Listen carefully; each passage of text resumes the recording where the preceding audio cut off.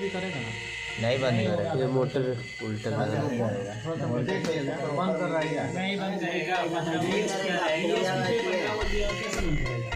लगातार ये चलता है। DSP पे 15 वाट कंट्रोल ऑन DSP पे डिपेंड करवाएगा। DSP को वोल्टेज हटेगा तो ये बंद होगा।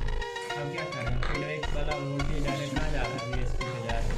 तो ये जब तो BSP का भी तो पहले तो बंद कर देता था ना, 3 बार दे रहा था उसके बाद से बंद कर देता था। हम क्या कर क्या रहे हैं, फीडबैक की जगह DSP लगा दी, फीडबैक कम ना वोल्ट का जगह BSP लग गया। 15 पे लगा दिया, रहेगा। ये वाला सर्किट है।